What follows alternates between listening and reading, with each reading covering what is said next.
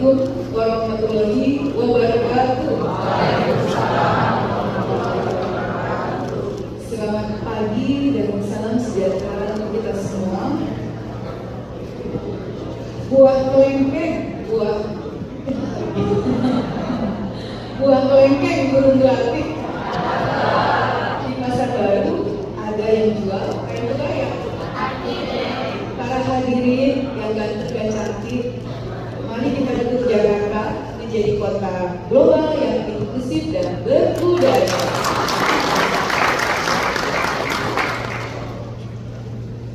Yang saya hormati dan saya banggakan Ibu Dewi Ratno, Wakil Ketua Direktorat PKK DKI Jakarta.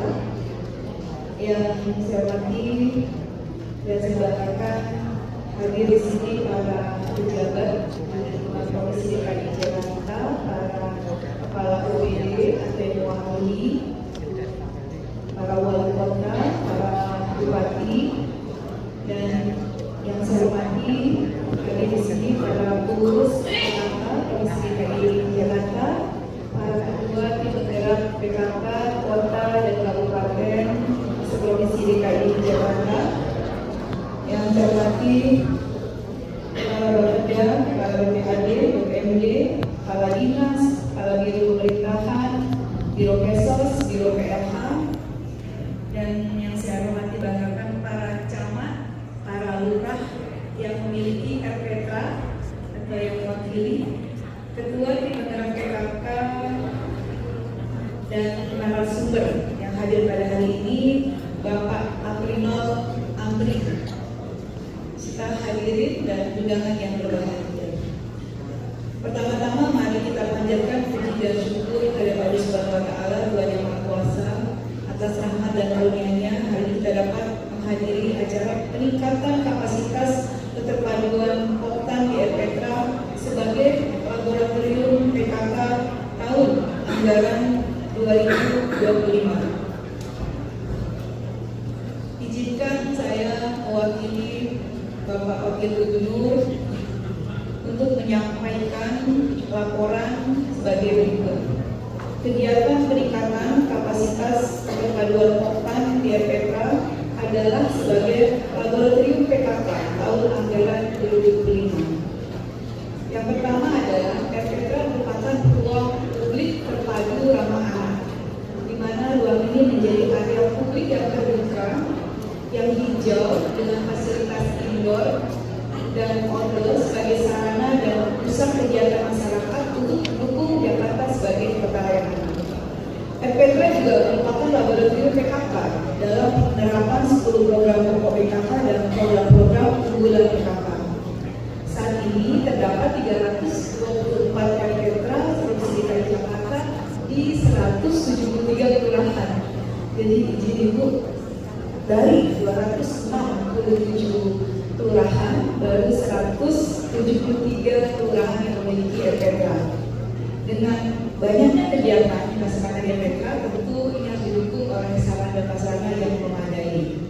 Bapak Ibu yang saya hormati, kita ketahui implementasi dari Pergub 123 tahun 2017 tentang pengelolaan dan kebutuhan Satgas RPTRA.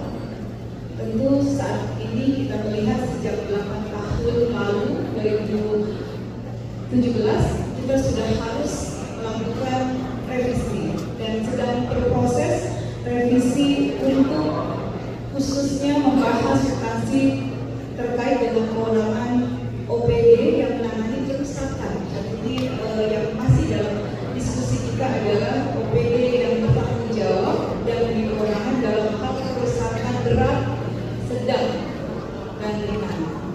Untuk KIP RPTRA saat ini ada di kelurahan, sehingga lurah memiliki tanggung jawab juga untuk pengelolaan terkait dengan operasional kegiatan di RPTRA.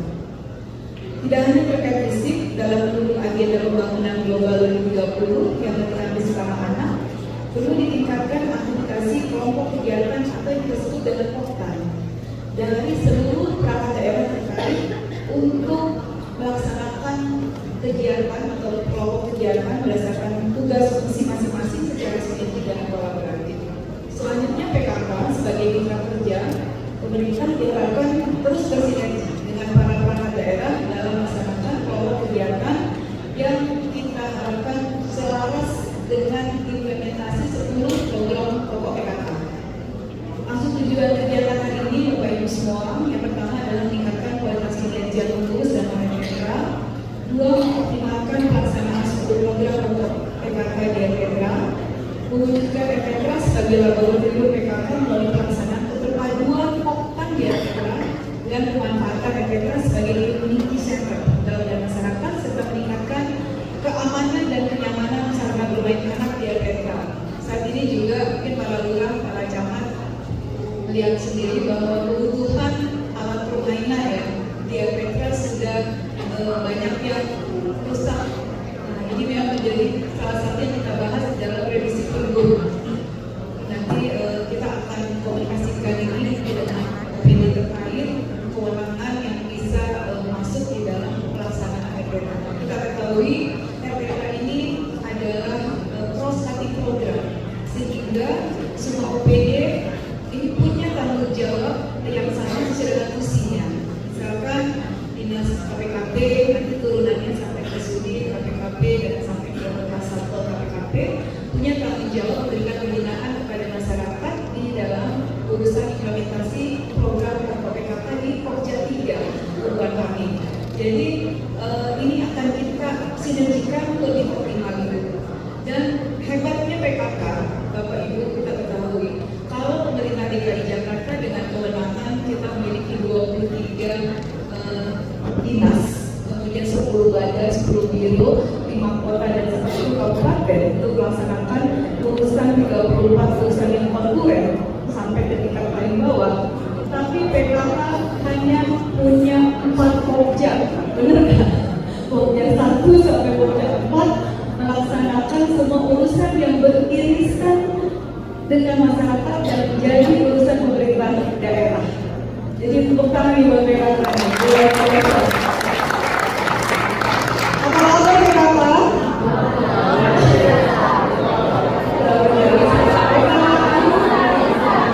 Bisa. Iya.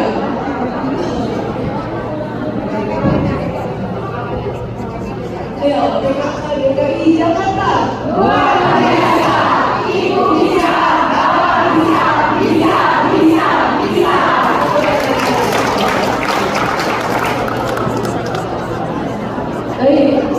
Satu lagi saya mengatakan bahwa hari ini nanti ada narasumber yang akan memberikan pencerahan terhadap bagaimana kita berkomunikasi efektif antara OPD dengan kegiatan PKK. Dan kita ketahui RPK ini adalah suatu tempat yang betul-betul bermanfaat untuk masyarakat. Ke depan kami akan terus mengoptimalkan peran RPK, para pengelola RPK dan juga semua kegiatan yang bisa bermanfaat untuk masyarakat. Di antaranya kegiatan-kegiatan yang juga bersifat kebencanaan, pelatihan kebencanaan, kemudian juga bagaimana kita memberikan keterampilan kepada seluruh komponen masyarakat, khususnya kelompok rentan. Karena kita ketahui Bapak Gubernur dan Bapak Wakil Gubernur sangat berkomitmen mewujudkan Jakarta kota global yang inklusif dan berbudaya. Artinya kita semua harus memiliki visi yang sama untuk melaksanakan program kegiatan yang memenuhi kebutuhan dari kelompok rentan. Siapa saja kelompok rentan? Kelompok rentan kalau kita melihat dari Permen 48 tahun 2024 itu terlihat memang dari anak, perempuan, disabilitas, dan lansia. Nah, ini kelompok rentan dalam kaitan konteks layanan publik. Tentu masih banyak lagi kelompok rentan yang kami tangani juga di DPPP. Itu ada kelompok penyintas korban kekerasan anak, penyintas HIV, itu adalah salah satu juga kelompok rentan yang menjadi perhatian kita.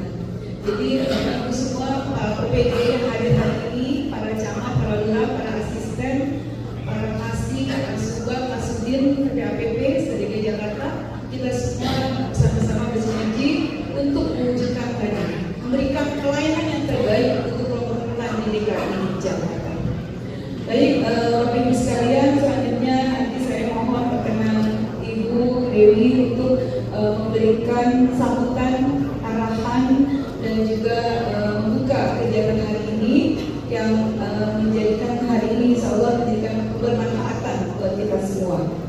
Demikian yang dapat saya sampaikan. Semoga Allah Tuhan yang Maha Kuasa senantiasa memberikan bimbingan dan perlindungan kepada kita semua.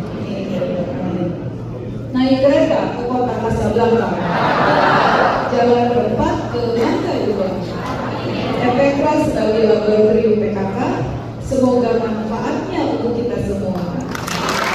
Sekian dan terima kasih. Jadi kami mohon maaf bila terlibat daya. Wassalamualaikum warahmatullahi wabarakatuh.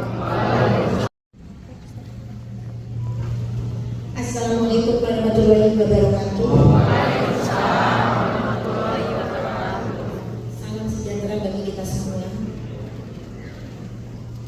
Yang saya hormati Kepala Dinas Pemberdayaan Perlindungan Anak dan Pengendalian Penduduk Provinsi DKI Jakarta, Ibu Iin Nurmaina. Yang saya hormati dan saya banggakan para pejabat pemerintah Provinsi DKI Jakarta, para ketua tim penggerak PKK Kota Kabupaten Administrasi, dan para peserta kegiatan dan hadirin yang berbahagia. Pertama-tama marilah kita panjatkan puji dan syukur kehadirat Allah Subhanahu wa taala yang pada hari ini memberikan kita nikmat sehat karunia selamanya, sehingga pada hari ini kita bisa berkumpul bersama-sama dalam keadaan sehat walafiat. Salam dan salawat semoga tetap tercurah kepada junjungan kita Nabi Muhammad SAW beserta keluarga dan para sahabat sampai akhir zaman. Amin. Amin ya rabbal alamin.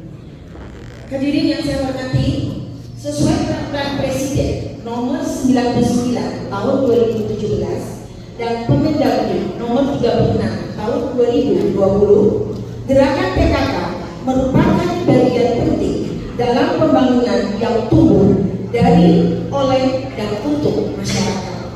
Oleh karena itu, sinergi antara PKK dan perangkat daerah sangat diperlukan untuk memperkuat implementasi 10 program pokok PKK. Efekra sebagai laboratorium PKK diharapkan menjadi pusat pembelajaran, interaksi, dan pemberdayaan masyarakat sehingga manfaat program dapat meluas hingga tingkat keluarga, RW, dan kelurahan. Kedepan perkembangan kelembagaan PKK membutuhkan dukungan semua pihak agar semakin selaras dengan program pembangunan pemerintah. Hadirin yang saya hormati, sekali lagi saya mengucapkan selamat mengikuti kegiatan peningkatan kapasitas keterpaduan Poktan di Efekra sebagai laboratorium PKK tahun anggaran 2025. Semoga bermanfaat bagi kita semua dan masyarakat pada umumnya.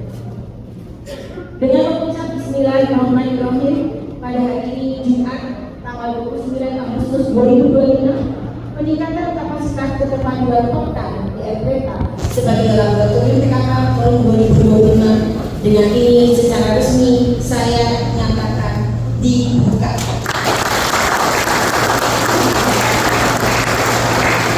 Kemudian dapat saya sampaikan, semoga Allah Subhanahu wa taala Tuhan yang Maha Esa senantiasa memberikan bimbingan dan ridho-Nya